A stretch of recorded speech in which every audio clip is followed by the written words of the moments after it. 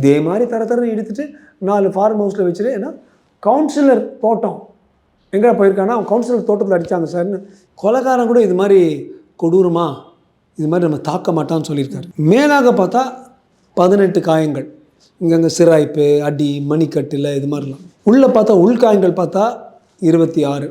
ஆக 26, 18 சேர்த்தா 44 இடங்களில் பயங்கரமான காயங்கள். ஆணுறுப்பில் வந்து லோவர் அப்டமனில் அடி இருக்குது, ஆணுறுப்பு ஏரியா கிட்ட இருந்து அடி இருக்குது. சில சமயம் அங்கே அடித்தா கூட அங்கேருந்து ரத்தம் கசிவு ஏற்படும். அவன் வந்து சிறுநீர் போகும்போது அந்த ரத்தம் வெளியில் வரும். பிரெயினில் ப்ளீடிங் அது உருவாகி அந்த பிரெயின் ப்ளீடிங் தான் காதில் வந்து ரத்தம் வந்திருக்கு. அநியாயத்துக்கு அந்த பிரெயின் அடியார் தான் முக்கால்வாசி இறந்துருப்பாங்கிறது இந்த பிஎம் பிரேத பரிசோதனை அப்படி தான் வந்திருக்கு. சந்தேகத்துக்கு உள்ளான ஒரு நபரை போட்டு சாவடிச்சிருக்காங்க. அட்லீஸ்ட் பார்த்தாங்க, சிசிடிவியில் பார்த்தாங்க, அவன் வந்து ரேப் பண்ணிவிட்டு ஒரு பொண்ணை கொலை பண்ணிட்டான்.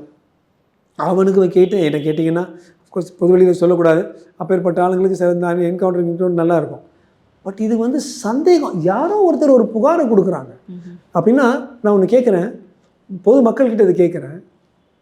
நாளைக்கு மேலேயோ உங்கள் மேலேயோ பொதுமக்கள் இங்கே பார்த்துருக்கிற லட்சக்கணக்கான மக்கள் யாரோ ஒருத்தர் கம்ப்ளைண்ட் கொடுத்து இதே மாதிரி தரன்னு எடுத்துகிட்டு 4 ஃபார்ம் ஹவுஸில் வச்சுட்டு, ஏன்னா கவுன்சிலர் தோட்டம் எங்கே போயிருக்காங்கன்னா அவன் கவுன்சிலர் தோட்டத்தில் அடித்தாங்க சார்னு கோயிலில் சொன்னாங்களாம். கவுன்சிலர் யார்? அங்கே இருக்கிற திமுக கவுன்சிலர். அவங்க தோட்டத்தில் எடுத்துகிட்டு போய் அடிச்சிருக்காங்க. அப்போ உங்களையே அது மாதிரி அடிக்கலாமே, இது எப்படி ஜனநாயகமாகும்? நீ வந்து ஒரு தூசி தாண்டா சொல்கிற போல் எப்படி வந்து ஒரு போலீஸ்காரன் வந்து இன்னொரு செக்யூரிட்டி கார்டுக்கு மேலே வந்து அவ்வளோ ஒரு பவர் எடுக்க முடியும்? அவன் என்ன பிரசிடெண்ட்டா, ஜனாதிபதியா, சீஃப் மினிஸ்டரா, பிரைம் மினிஸ்டரா?